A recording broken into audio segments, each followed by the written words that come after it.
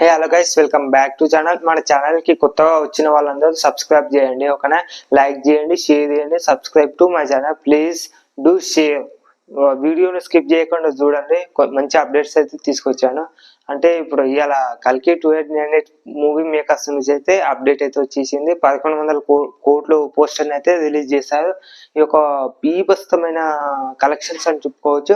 ఎందుకంటే అప్పుడెప్పుడు బాహుబలి మూవీతో 1800 కోట్లు కొట్టిండు, మళ్ళీ ఇవాళ 1100 కోట్లు కొట్టిండు. చూసిన దాదాపు 700 కోట్లు డిఫరెంట్ ఉంటుంది అనమాట. నాకు తెలిసినంత వరకు ఇంకొక 10 days లోపు 1200 కోట్లు కంపల్సరీ కొడుతుంది కల్కి 2898 మూవీ అయితే. నేను చెప్తున్నా బీభత్సం క్రియేట్ చేస్తుంది మన అలా ప్రభాస్ అయితే. నాగశ్విన్ కూడా చాలా అంటే చాలా ప్రాపర్ ప్లానింగ్ తో కల్కి 2898 మూవీ అయితే ఇంత మంచి సక్సెస్ మూవీ తీశాడు కాబట్టి అంత పెద్ద సక్సెస్ చేసేసారు. అంటే ఇన్పుట్ ఎలా ఉంటుందో అవుట్పుట్ అంత బెస్ట్ అవుట్పుట్ క్వాలిటీ ఇస్తే 1100 కాదు 2000 కోట్లు కూడా కంపల్సరీ కొడుతుంది. ఇప్పుడైతే 1100 కోట్లు మూవీ మేకర్స్ నుంచి అప్డేట్ అయితే వచ్చేసింది, పోస్టర్ అయితే రిలీజ్ చేశారు. ఇంకొక 10 days చెప్తున్నా 1300 1400 చెప్తున్నా.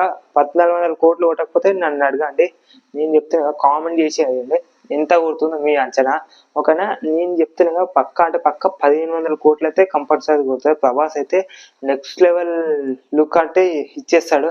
ఇక నెక్స్ట్ మూవీ ఏమేమి ఉన్నాయి చెప్పాలా?